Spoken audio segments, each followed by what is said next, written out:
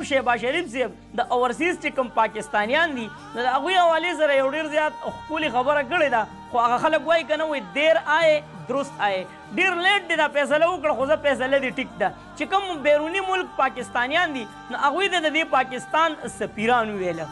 نو که دلته تاسو سوچ وکړئ ملګرو نو دا خو وایي چېرې دا بیروني ملک چې کوم کسان دي نو دا د ملک سفیران دي خو د دوی نه چې دوی کوم حق واغستو هغه د څه حق هغه د ووټ عمران خان چې بیروني ملک چې کوم پاکستانیان دي نو هغوی له عمران خان یو ډېر غټ عزت ورکړی دی نو که نن وګورئ بیروني ملک چې کوم پاکستانیان دي نو کله چې په عمران خان باندې سخت دی نو هغوی هغه د خپل مصروفیاتو نه ځکه په مسافرۍ کې انسان ته یو منټ هم نه میلاویږي د هغې باوجود هم د عمران خان دپاره په بهر ملکونو کې راوځي او احتجاجونه کوي دا څه چې عمران خان د راتلو سره اول په دې سوچ باندې کار شروع کو چېرې کوم بیروني ملک پاکستانیان دي چې هغوی له د اوټ حق ورکړی شي یو مشین یې تیار کو خو دلته که ستاسو د راتلو هغه چې کوم کردار دی اول خو دغه کردار و چې هغه ووټینګ مشین چې کوم دی هغه تاسو ختم کو په کومه خوله باندې ته بیروني ملک پاکستانیانو ته عظیم سفیر وایي لکه یو ساده سفیري ده ورله عظیم سفیر لفظ ورکو خو دغه عظیم سفیر لفظ که چېرې د راتلو سره دا لفظ تا استعمال کړی دی نو نن به ستا دپاره هم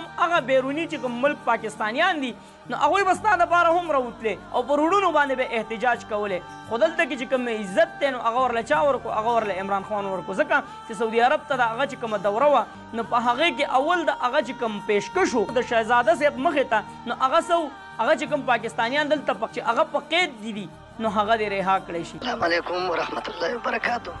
منګه چې کوم دی نو 25 کاله سزا وه او 12 کاله چې کوم دی 4 میاشتې چې کوم 12 کاله ما هلته تېر کړه دا چې کوم دی نو دا مراد سعید سوات او زمونږ چې کوم دی نو رئیس د پاکستان عمران خان او دې دا کوشش چې کوم دی نو چالو کړی و د ډېر وخت نه په دې باندې خبرې مبرې اترې کېدې الحمدلله د اخري چې تاسو دی اوس راغې نو هغه چې کوم دی نو د ملک سلمان زوی چې کوم دی محمد هغه د قیدیانو دپاره د هغې قیدیانو دپاره چې چا باندې خاص و هغې دپاره چې کوم دی نو 1 کروڑ 60 लाख روپۍ چې کوم دی مقرر کړي او د چا چې کوم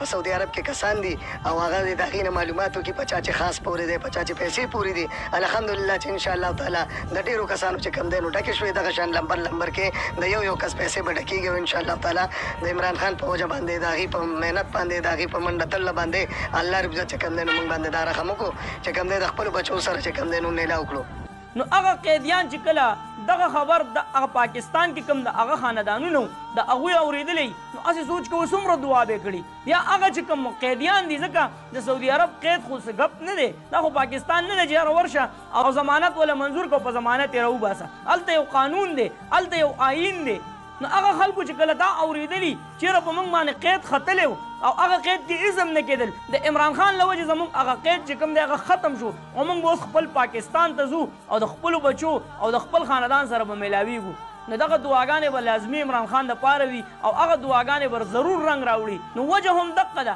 چې بیروني ملک کوم پاکستانیان دي نو هغه د عمران خان سره په دې وجه باندې مینه ساتي چې اولنی کردار د عمران خان د راتلو سره هم دقه چې کوم بیروني ملک پاکستانیان دي نو هغوی له یو اهمیت ورکو هغوی له قدر ورکو دلته که د پاسپورټ حالات تاسو وګورئ ملګرو دې سیټ کې تاسو ته ښکاري چېرې پاکستان